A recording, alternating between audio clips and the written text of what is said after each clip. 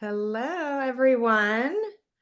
Welcome, welcome this morning. We're excited to see all of you. Well, whether it's morning or um, evening or wherever you may be. So happy to see you all here today. Before we get started, I always like to ask everyone to open up the chat box and to just drop in where you are calling in from. It's always fun to see where you are around the world. And then what would be great for us to know is if there is an offbeat destination that you're interested in going to, but that has been intimidating to you. So it kind of fits well with our topic for today. So if you can just put that in the group chat, that would be great.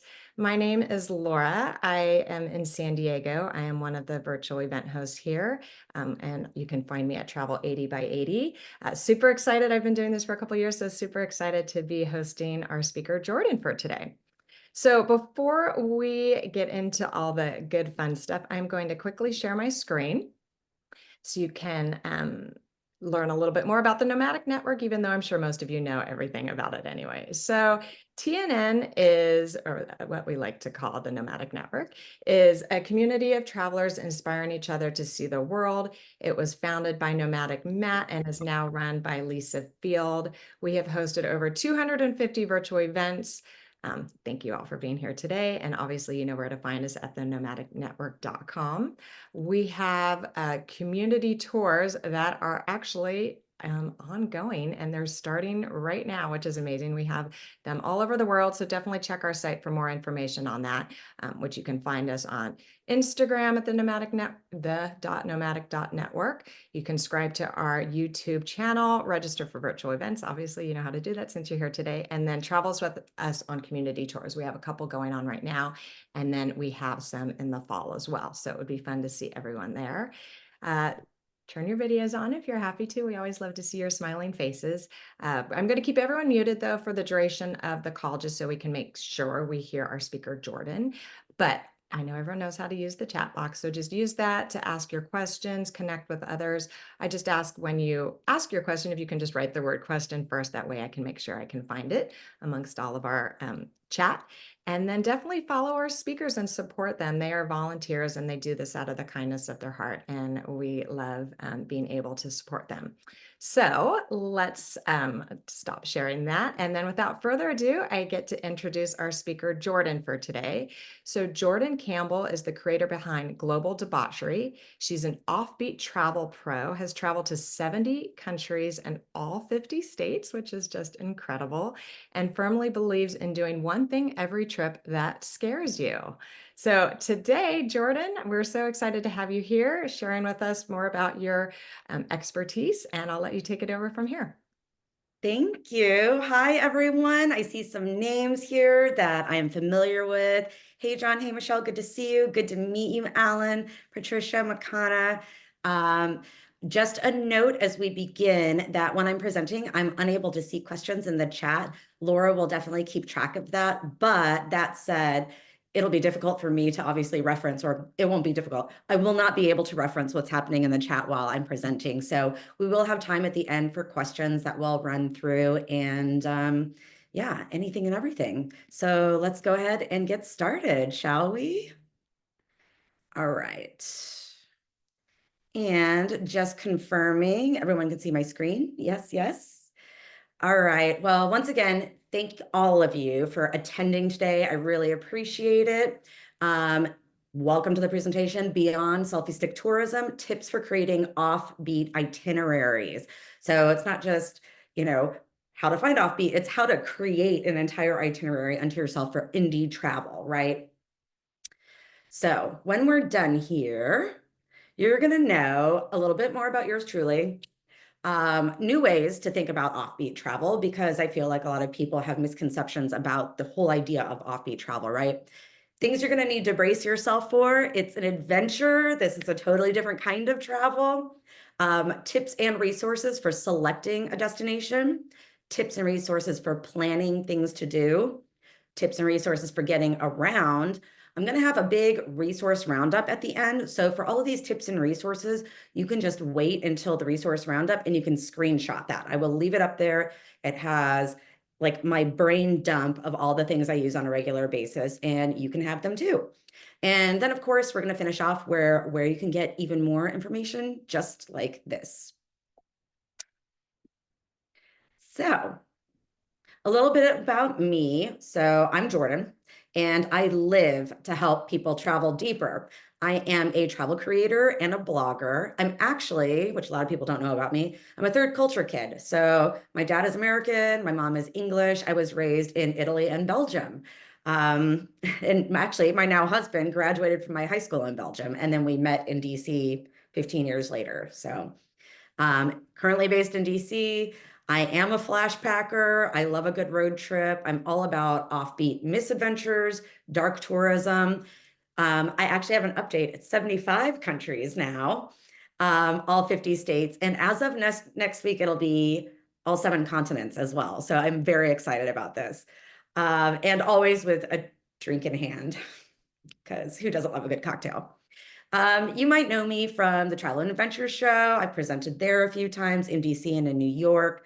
I've spoken at the WITS Travel Creators Summit. I've spoken at Camp Indie, and I hang out in a lot of different communities like Wonderful, Location Indie, and of course, the Nomadic Network. As Laura said earlier, the best thing you can do to support me is to follow me on Instagram and Facebook at Global Debauchery. I appreciate each and every one of you giving support as you can. So as we talk about offbeat travel, here are just a couple of my personal favorite travel highlights. And actually, I might be able to update this soon enough. But you can see in the photo that we were stuck in a llama traffic jam in the middle of nowhere in the Atacama Desert. So that was an interesting and fun thing. And llamas are just going all around us, and we have no idea what's going on. And we're with a random cab. We don't speak Spanish. So these are the things that happen, right? Like, and we're hours from civilization, actually. So but it was fun and it made for a good story. Some other things that I've done: hiking a live volcano, snorkeling between 2 tectonic plates in Iceland, the only place that you can do that in the world. I've swum with sharks before, llama traffic jam, exploring the Uzupis district in Vilnius, Lithuania. They are one of these enclaves, sort of like Freetown, Christiania in Copenhagen, where they have declared themselves their own state. They have their own constitution, their own flag, their own everything. So you go into this area and it's kind of weirdly self-run.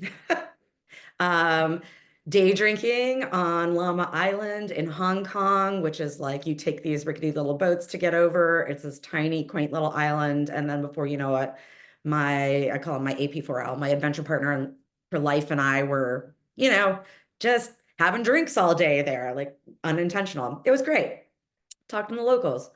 Handing over my passport to enter the DMZ, which is its whole own region. I don't know if a lot of folks know that. So it is its whole own territory between South Korea and North Korea that you can enter and tour. You just have to give them your passport for the day.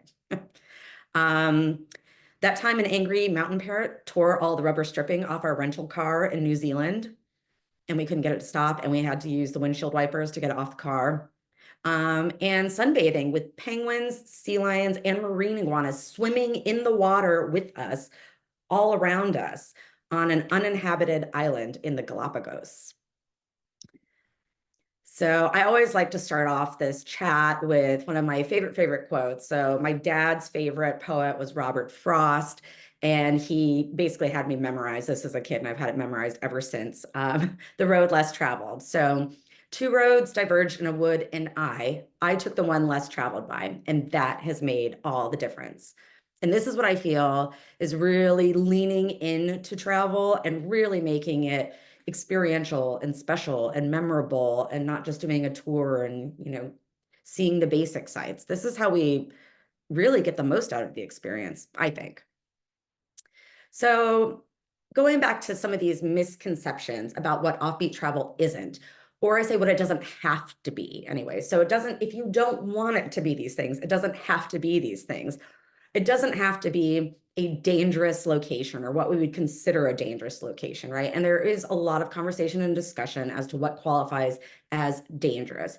My personal interpretation of this is really, what's your comfort level? You want to challenge yourself without like throwing yourself into a panic attack or into, you know, egregiously dangerous situations, right? Like it's meant to be enjoyable and you're meant to walk away with good stories that you can laugh about later, not like actually terrifying stories for you. So this is dependent on, your own personal demographics. I'm female. I do solo female travel a lot. Certain places are going to be, I'm not going to be as comfortable in as others. So it is totally person by person. It doesn't need to be a dangerous location though. It doesn't have to be somewhere super far away. People think offbeat travel is doing a safari trek in Africa and spending, all this money. There's literally a guy who got the Nat Geo Explorer of the Year. I think it was Explorer of the Year. His name is Alastair Humphreys. You can actually go to his website. It's kind of cool. He invented the micro adventure. This was years ago, so maybe a lot of people have heard of it by now. But literally creating adventures in your own backyard and different things that you can do. And he created a list of, I think it was one micro adventure a year, like a bunch of small ones, and then a larger weekly one that would be like an overnight. So he's got a book of like all these micro adventure ideas. So you can do offbeat travel in your own city. It doesn't have to be expensive. You don't need to spend a whole bunch of money on a cruise to Antarctica. In order for it to be offbeat. I am at this moment, but it doesn't have to be. And it doesn't have to be extreme, right? You don't have to go swimming with sharks if you don't want to. I mean, it's just like whatever your bag is, like you don't have to go. There's a lot of things I will, just speaking upfront and honestly, I am very accident prone.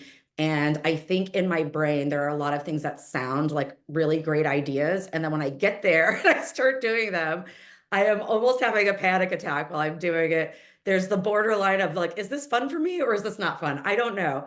So I've done a lot of kind of extreme things and I have injured myself doing them. I have like decided later, like maybe like let's not push ourselves that far. Um, there's something, and the older I get, the worse it gets, right? So there's something in there. There's some happy medium there that we should all maybe strive to reach. And I need to be better about it myself. So here's what offbeat travel is and what it's really all about. So it's about unique, like being unique, having experiences. Some of them could be once in a lifetime experiences or experiences that you can only have in the place you're going to. And every place has one, right? I always believe that even if you didn't particularly care for a place, so this was our family's motto. There was this saying as a military brat. My dad was a career military brat, right? Like 25 years. So there's a saying in the military that your least favorite place to live is the place you are now. Your favorite place to live is the place you lived last. Sorry, I got that all backwards. Oh, your most favorite place to live is the place you're moving to. Your second favorite place is the place you just left, and your least favorite place is the place you're living now, was sort of the saying in military lifestyle. And we used to recite in our household over and over that there is good and bad to everywhere. You can find the good if you are looking out for it. So even if it's a place that you don't particularly care for, there are offbeat things to do there and unique experiences to be had. Again, these experiences should be challenging. A lot of them will be transformative, even if you just put yourself out there. It's about the people and the culture. It's not just about like seeing this museum. I mean, that should be part of it, right? Like if you're going to Paris, you should go to the Louvre. I'm not saying you shouldn't. I'm saying you should really get to know the people and the culture and really immerse yourself in that side of it. And not only is that the best way to get to know a place, it's the best way to get tips to find these offbeat places too. It's really about creating memories, not having things. I always say to my husband, and he, I don't know, doesn't believe me, but I'm like, rather than that purse for my birthday, like I would really love, something, equally inexpensive, like, I don't know, a trip to Thailand. It's not equally expensive, but I'm a simple girl. Just give me flights. So, and here are some disclaimers too, as we run through. Offbeat travel is offbeat. You will find when you're researching and trying to find things to do that there's not information always readily available, right? That's because it's offbeat. Um, you're going to need a little more time and a little more research, maybe needed for your planning as you go along. So lately, my life has been this trip to that trip to this other trip, and I haven't done a lot of travel planning like I usually do. That said, if you're specifically going to do an offbeat trip, you definitely want to pad your time for planning. Offbeat travel is really personal, and it should be. So you're not going to find a prepared itinerary online, probably. You could use one as a baseline and then research from there and see what your interests are and see what comes up. And you also need to know that for all of you, like I'm very type A, I am very type A, but there may be a lot of questions that you simply cannot find the answer to. It doesn't matter how many forums, how much online research, whatever. And if you get an answer, you might show up and it's not the correct answer. This happens often to me. So you won't have these answers until you've physically arrived. So again, allow a little bit of flexibility there. Know that some things go wrong. Allow maybe an extra day to move your schedule around if you really, really want to do something. But at the end of the day, remember that this is the entire point of offbeat travel. You're not attending, a week-long group tour somewhere. A lot of this is indie. You're not going to find these kinds of things to do in your average travel planning groups. All right, now here's the part that you guys really are here for and interested in. Tips for planning offbeat travel. Let's get weird. So we're going to talk about tips for how to select where to go, how to find what to do, and how to get there, like logistics for some of this stuff, because it's offbeat, the logistics can be a little more complicated. So diving right in, planning where to go. And by the way, you guys, this photo here on the right is actually from the DMZ. It's North Korea from the DMZ like telescope where you can see over the actual border into North Korea. And this village is called a Potemkin village. There's now a saying like something that's fake that puts up a big front. They call it like a Potemkin village or like a house of cards kind of thing. So what this village is in North Korea is, they're trying to convince everyone that they're doing great and everything is wonderful. So they have this village built right on the other side of the border, specifically so that people can see it. Like that's why it exists. And South Korea started realizing that all of the lights in the entire village came on and off at the same time every day. And then they realized that nobody actually lives there. Like it's a fake village intended to make people believe that they're thriving and this is a thriving community there. They hoisted a flag and South Korea put one up. They raised theirs higher and made a bigger flag. It's like Donald Trump's like USA pin. You know how it goes. Anyhow, so planning where to go. Here's some tips. So where do you get your inspiration from to begin with? I'm not sure if anyone put in the chat like where they were really interested in going. That's an offbeat destination that they might be a little intimidated to go to. I'm not sure where everyone pulls their inspiration from, but I get a lot of inspiration from actually traditional travel magazines, their annual destination list. So they release these in a flurry at the end of every year, like December and January. And when I say travel mags, I mean Condé Nast, Travel and Leisure. Lonely Planet used to have their blue list. They have it online now. Rough Guides. All of these have an annual travel list regardless of whether they're more traditional or a little more offbeat. They will have up and coming places to look, like the next place.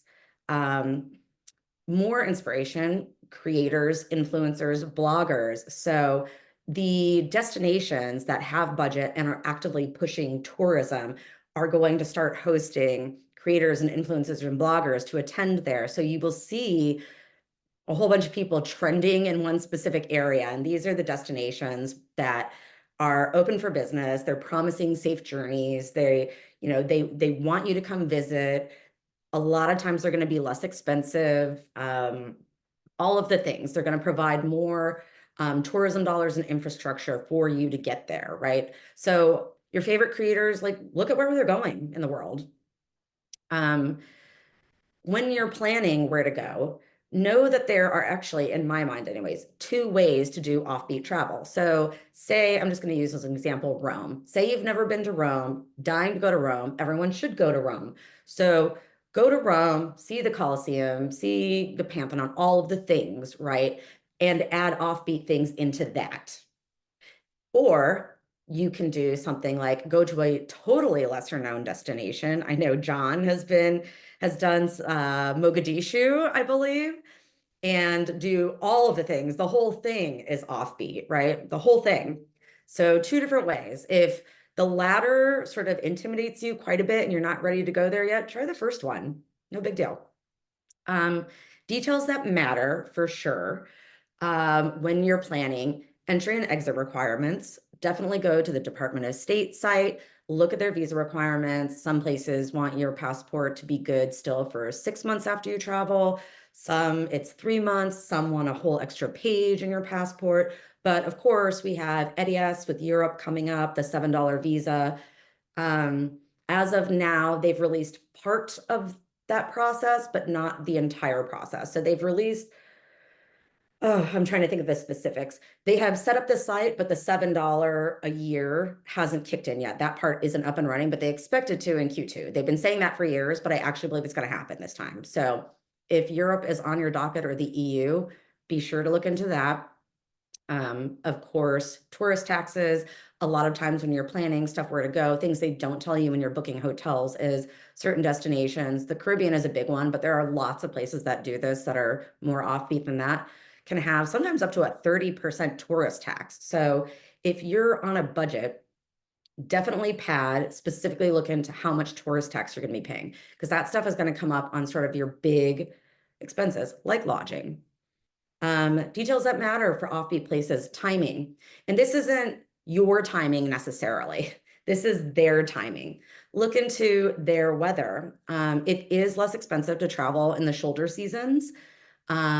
Sometimes, though, certain places can take a particular beating. You were planning on going there, and we're having all kinds of weird weather patterns these days. So keep an eye on the weather. Things about their timing as well. They might have certain holidays, festivals, or customs that we are not used to where we're from. And things that come to mind, Paris in August. Like all of Paris takes August off and goes on vacations. People go to Paris in August and they're like, it is deserted. I have no idea what's going on. Well, that's because everybody in Paris takes August off to go on vacation, right? And maybe they didn't know that.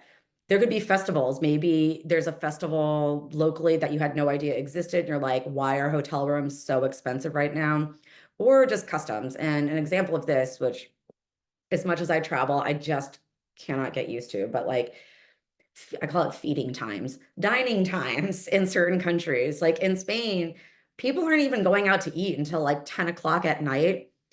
As an American, this like I'm like dying. Like I am in bed hours before this usually. So, but there are certain things when you go there, these customs, like things aren't going to be open on. Sometimes you go to these small little towns and they open their shops whenever they feel like it because it's a family-owned shop. They open and close. They may not have regular hours. They take weird days off. All things to consider. Also, local news, strikes and protests. It happens. Just be aware of it. And maybe if something big is going on, maybe now's not the time. Doesn't mean there will never be a time, but just things to keep in mind as you're planning so that you can have as smooth a time as possible planning your offbeat itineraries. So, planning what to do. Here is me snorkeling between two tectonic plates in Iceland. Again, the only place in the world that you can do that. And what's funny about this is you have to do, this is my first time in a dry suit, which I didn't really realize the implications of a dry suit. Another one of the things I'm like, yeah, let's do it. And then like later I'm like, is this a good idea? It's basically, just so everyone knows, it turned out to be like a lazy river, but dry suits apparently are a little more difficult to handle than wetsuits because they're inflated. So if you're snorkeling, you can't just come up for air because your neck is inflated behind you tightly. You actually have to do this like roll over and float thing to come up for air and then go back down. And they make you do this exercise a few times. And it's super, super cold. Your face, your lips will be blue. Anyhow, it was really fun. It was like a lazy river, super clear water. So let's go to planning what to do for your offbeat itinerary. So again, where are we getting our inspiration from? Things that I always look out for. Does the destination offer something that you've never done? I mean, and this could be simple, like maybe you've never done zip lining, and zip lining isn't a particularly incredible offbeat thing to do, but you haven't done it before. So go do it. Is it something that you can only do in that one place? You should do it. Um, Always check out arts districts and up and coming areas. Arts districts in their early form are, I think, some of the best places to just find like that super cool bar, the locals, and get some intel for all of the offbeat places. Research places around a base of operations. So this is one thing I think a lot of people miss out on, actually, is maybe I tend to stay, well, back up a second. I tend to go from place to place to place to place, right? Like I get sick of a city after 2 or 3 days personally, and then I move on. So I'm kind of a schlepper and a backpacker in that sense. That said, a lot of people like to stay in a city for a whole week and explore the city. One thing they don't do, where they miss out on a lot of offbeat stuff, is you can stay in the city and take day trips out of the city to some of these lesser known places and some of these weird places. And there are plenty of ways to do that, which we can talk about on the logistics page. Next one. So don't just limit yourself. If you're like, I'm going to Warsaw, don't just limit yourself to the city of Warsaw, right? Go out, like look at things within like a couple hour, span outside of it. You can join a day tour and not a whole tour. So sometimes you can actually find day tours that are a little more offbeat. This is requires a little bit of research. You go onto Viator or Get Your Guide, and you'll see trending like all the same things over and over and over again. But you'll start to come across places where they're going out of the city to this really weird place, and they're the only tour group that offers it, right? So go do a day trip, and you're only tied into the one day to go see this weird place outside of the city, and you have transportation. So you don't have to deal with figuring out how to get there. Do I rent a car? What's the bus schedule? All of that stuff. You can literally just go there and back if it's in your budget. Weird and wonderful resources.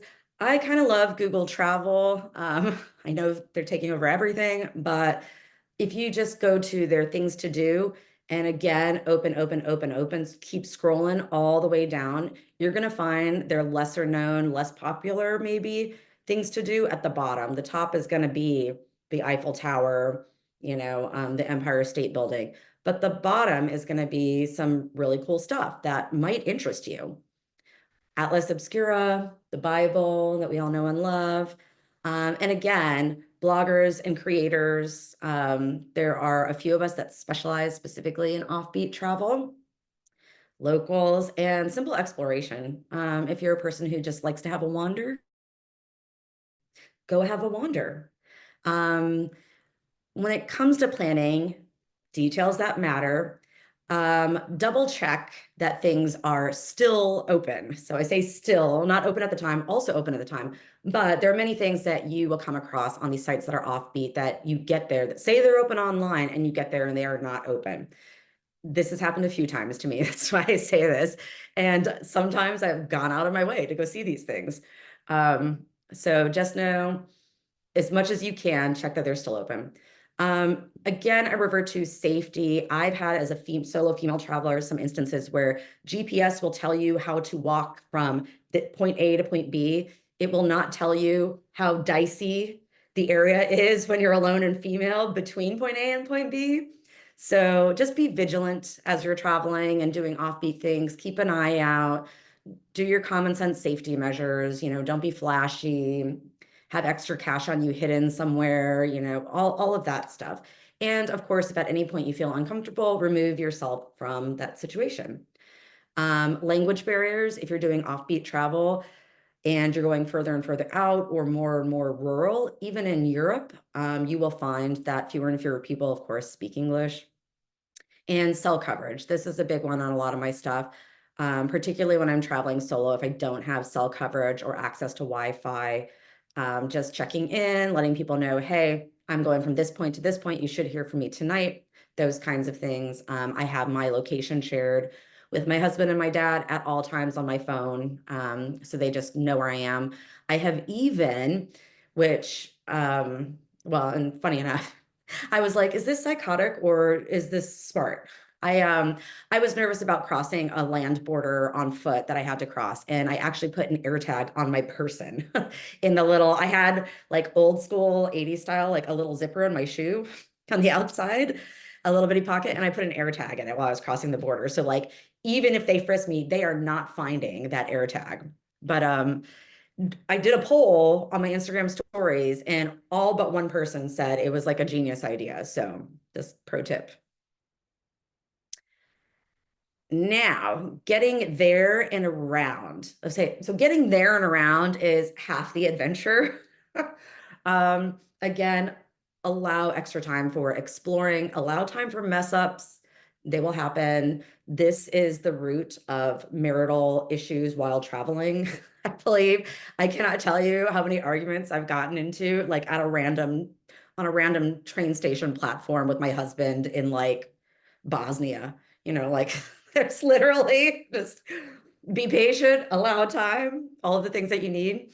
Definitely get on the ground, walk between spots, travel like the locals do, go on a road trip, take a train trip. Flying from point A to point B, you don't see anything. You see the airport. And I don't think if you clear customs at an airport, it even counts that you've been there yet because you haven't cleared customs and entered the country. Um, when I talk about road tripping, one of my biggest tips too is a lot of people who do cross-country road trips, they're basically like, today I'm driving from, I'm just trying to think of an example. We'll just say DC to New York, right? And they will drive DC to New York and then they'll go explore New York. But there are all of these things in between DC and New York. So when road tripping, I would also say like allow some extra time for stops in between. Like that's kind of where the good stuff is, in my personal opinion. Again, travel like the locals, all of the public transportation. And again, take custom day trips outside of your headquarters. So this is where you can hire a local guide. They'll drive you for 8 hours, like if you have it budgeted. Certain countries, it's very inexpensive to do this for Americans by American standards. Additional resources for logistics, Google Maps, of course. My favorite for this in particular is Rome to Rio. So you type in where you want to go from, where you want to go to, and it gives you all kinds of options, whether it's flying, renting a car, taking the train, taking the bus. And if anything, when you're doing offbeat stuff, things like the bus lines, I'm trying to think of Southeast Europe again, Turkey, Bulgaria, Albania. So all of these places don't necessarily have, like Bosnia, train travel infrastructure entirely rebuilt yet from the Yugoslavian disintegration. So their usual mode of transportation is privatized bus lines. Now, privatized oftentimes means they don't have a website. If they have a website, you can't book tickets on it. And it might be in like Romanian or Bulgarian. So with no translate, right? These are not, they're private small companies. You go to the Istanbul bus station and it is like 100 private, like tiny little offices. So where was I going? Oh, Rome to Rio. Yes. So one thing Rome to Rio does with that as an example is it will outline all these private ones, where they exist, where you can find them online. So you can get as much information as possible beforehand. And again, once you get there, allow however much time to navigate. Um, Definitely for resources, forums are a big help when it comes to offbeat travel. Go on a TripAdvisor forum, Reddit, and of course, communities like Wonderful and the Nomadic Network. Reach out to your fellow travelers. You'll find some folks that have done some really cool, weird, adventurous things in there. Just tap them, ask them how it goes, get the details. For this, details that matter, going back into the private transportation companies. The online booking and again, language barriers. I specifically was taking buses around Bulgaria. I was trying to plan with my type A personality in advance and literally ended up calling my Turkish girlfriend on Facebook Messenger to translate and call a bus company for me, and having a friend who straight did a mission in Bulgaria, like get ticket prices and book tickets for me. So like these are the things, this is kind of how creative problem solving, like that level that you have to get sometimes for offbeat travel. So here is your resources screenshot opportunity. I'm going to leave this up for you guys to snap away, snap away, snap away. And this is kind of a lot of the resources that we covered already. So how to find where to go, flexible flying, Google Flights and Kayak. These are ones that you can adjust. Like maybe you have a random, this is me. I know it's not everybody. Maybe you have a random weekend open. You're like, oh, I want to see what's on sale, and go to Kayak, and literally look anywhere in the world and what the flight prices are. The best of lists, again, one that's not on here that I do like a lot is Fathom. If you guys haven't heard of Fathom before, Fathom. Afar, Photos, Rough Guides and Nat Geo, of course. What to do, custom or small group tours. If I didn't mention it, particularly on Viator, you can actually do custom tours. So hire a driver, they do whatever you want, not just pre-prepped offbeat tours. How to get there, online resources, and human resources. So everybody screenshotted? Yes? Okay. So after all of this, yes, let's be friends, please. Again, follow me on socials at Global Debauchery. I am on too many channels to manage, but my primary channels are Instagram and Facebook. I hang out sometimes on Threads, Blue Sky. So yeah, find me there. And absolutely sign up for my newsletter to receive other travel inspo. I put a lot of discounts in there, whether it's discounts of tour groups that I've worked with personally, promotions that they're doing, extra things like I've traveled with Gate One and I have a special discount for that people who've never traveled with them before can use. But there's also even more offbeat tips in there. And just lots of good stuff. Some of my favorite like travel tips and apparel, safety stuff, all that good stuff. So to sign up for my newsletter, you can just go to globaldebauchery.com and you will find a newsletter sign up in my right-hand sidebar or in the pop-up. So if you have your pop-up closed off, right-hand sidebar. And yes, that's it. Sorry, you guys, that's what I've got. Let's maybe give some time for questions. Yeah. Yeah, that was, you should not say sorry. That was absolutely amazing. Are you It's, kidding me? It was so good. you know what? It's a terrible female habit. I firmly believe that, like apologizing. I got that from, what's the Simple Favor, the movie? Blake Lively. I'm like, I agree. Right. I do it too. But seriously, so good. I think you went through so much wonderful detail with so many resources. And then I love all your stories as well. So I mean, we're all travelers here, but now you've even inspired me to want to travel even more, which I don't know if that's possible, but you did it. So good job. It's I'm incredible. obsessed.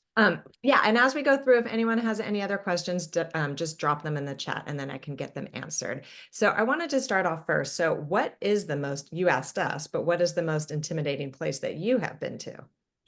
Oh gosh, I've been to a few. I'll admit I did Mongolia solo once. I was going as a content creator for an ESL program that was on the western border of Mongolia, in a town called Ulgi.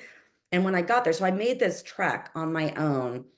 And when I got there, their flight system, talk about like apparently what had happened is I booked my flight to go from Ulaanbaatar to Olgi, and I guess they moved it 4 hours earlier because the weather patterns there are so crazy and all over the place. These are things I didn't know. Um, they move flights around all the time and I never received notification. So I showed up at the airport, I waited for hours and I was like, why isn't the ticket desk opening? Well, because my flight had flown out way, way earlier than it was supposed to. So that was a little intimidating being on my own there. Also, the first night that I stayed there, they put me in a room at a hotel. I changed hotels, but that had the door frame was like had splintered wood on it. And one of the windows, they had double framed windows. One of the windows was cracked, but the shards were starting to split where it's like, I'm just like, am I going to be lying in bed and in the middle of the night? Like, there's going to be that extra bump that just like pulls those panes apart and it shatters on me in my sleep. At any rate, it ended up being fine. I changed hotels. I hung out in Ulaanbaatar for the week and I went and explored all of the, instead of getting out to Olgi, because by the time I would have been able to get out there, they had all these crazy solutions. And I was just like, I don't know if I'm okay with that. Like traveling, driving 24 hours with a country I've never, or with a family I've never met across the Gobi Desert with no cell service. I was like, they're like, you should do that. And I'm like, I wouldn't do that in the US. And I don't know how I feel about that, even though that's the way they get around there. I was just like, I don't know if that's for me at this time. But I still saw all of the national parks and everything. I did day trips. I loved it there, regardless. And I think one of the second places, so going to Cuba was a little intimidating, especially like right after the election where they, redesignated it. Um, but once I got there, honestly, the best time of my life. It really was. I'm still processing Cuba. So You were just there? Was that it? No, how long ago were I you there? was literally just there like 2.5, 3 weeks ago for a week. It was amazing. And I know, John, you'd mentioned that you're going next week, I think. So it is everything. I mean, there's some things like, no, you can't use any credit cards. You're not going to have access to your ATM at all. You have to bring all your cash up front. So kind of going with like a smaller group, I felt like, wow, we would just be like walking targets. Like people could just watch a whole group of Americans walking out of the airport, follow us into Havana and be like, oh, they have thousands of dollars on them between them right now. But it's very safe. So it is an entirely different world. Yeah, so we were there a few years back and same exact thing. So it hasn't changed from that. And I felt so odd having all that cash on hand, but that's what you have to do. So Yeah, I'd stashed it like multiple, like in the bra pocket, like a few bucks here, a few bucks in the like the safe, a few bucks in this bag and that bag. Like, yeah, yeah. it was Okay. anything. My next question for you. So what is the next place you would want to go to that is intimidating to you? Oh, I think this probably is not so intimidating to everybody else, but it is for me because of my like high level of general anxiety. That's why I talk about like doing something that scares you. I know Bolivia, Uruguay, and Paraguay, like those are on my list. However, I had an experience in the Altiplano, which is the mountain region of the Andes in Atacama. We started getting up around 13,500 feet. And most of my life, I'd been able, I mean, I was a junior park ranger in Yellowstone where we were doing backcountry hikes like over, at 14, 15,000 feet. But for some reason, I started having like a panic attack. So it was this self-fulfilling prophecy, right? Basically of like, I can't breathe. I'm already having like altitude sickness symptoms. And then I'm having a panic attack, which is just making it worse. I think it was brought on mostly by the fact that I was keenly aware that we were hours upon hours upon hours from civilization or any kind of medical care, plus that. So yeah, higher altitude places. I really want to go. Like Nepal might be on my list. I really want to start exploring Central Asia. I know that like Kazakhstan and Uzbekistan are pretty, like a lot of people are going there right now. But places that I do find intimidating might be like Turkmenistan, where they have a lot of censorship still. I always feel kind of dicey, like, can I even actually text my husband how my day actually was there? I don't know. I felt weird in Cuba, like actually texting about what was actually happening because I'm like, I'm on Cuban Wi-Fi, like they're probably watching me. Yeah, very true. Those are all good places, and I'm sure you will get to all of them at some point for sure. We'll see. Yeah. Like, All I love it, but I'm tired at the moment. right. Okay. Well, yeah, you've been going, so you can take a little break and then you can pick it back up for Yeah. sure. Okay, so John had a great question. What's something that you did that was super uncomfortable, but after you did it, you kind of liked it? Wow, John. Good question. I I know. feel like there's a lot of those because I feel like there are definitely things where I'm like, I'm one of those people that, like, one of my defining characteristics since I was a kid is that, like, I'm enthusiastic about everything, right? So, like, I see something and I'm like, that sounds so cool. And it'll be dumb stuff, like, and then once I get there, I'm like, well, this is not like, I am not great. at swimming in open water as an example. And I went to off of Los Cabos, you can go basically swim with seals, like whole, like entire colonies of seals at these rocky outcrops. So you take this really gorgeous, like all day boat ride, you pass by these gorgeous beaches with nobody on them. And then you get to these really rocky outcrops where there's all these seals and that you can go swimming with. But when we were out there, it was like crossing the Drake Passage. Like when we were on these little dinghies, like at like whatever it was like, it turned out to be like not at all enjoyable once I was there. And I was like, this is going to be amazing. We're going to swim with seals, like you're swimming with dolphins or something. But no, it was not like it was. I spent most of my time like trying to clear my my snorkel mask and just trying to breathe and just like swishing around. And after that, I was like, I'm good. I don't think I need any more choppy water. And the next time I get there, probably just going to hang out on the dinghy and go back, like just call it a day, say what it is. I think that's the first thing that comes to mind. I know that doesn't sound very adventurous, but once I got there, I was like, this is not what I had in mind. No, But you that never know. You never know what it is until you're there. So, yeah, exactly. So kind of to piggyback on that question, so that was more an experience. Is there some country you wouldn't return to in general, just because of an overall experience you had? Like I'm assuming you'd go back to Mexico because of that. That's oh just yeah. that. Yeah. Yeah, I don't know that there's a country because I don't really I never think in those. I think part of being like addicted to travel is nobody ever, those of us that are this obsessed with travel are never like, we never blanket a country. We're like, well, maybe that region is better, like, and we're going to go there and add that to our list too. I do think, I would say, I think probably my least favorite city that I have zero desire ever to go back to. Checked it, good, never going to go back. There's much more of the country to explore that is on my list, but I would never, ever, ever go back to Cairo again for me personally. I hated Cairo. I hated everything about it.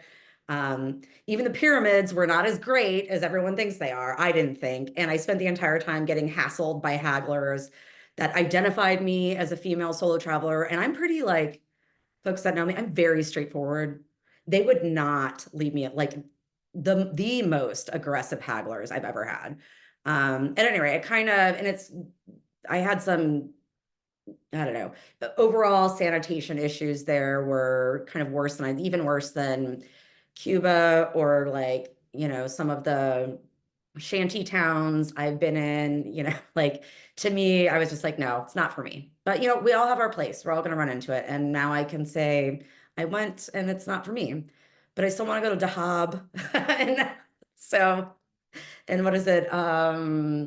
Sheikh El Sham. I forget what it is. It's by Dahab.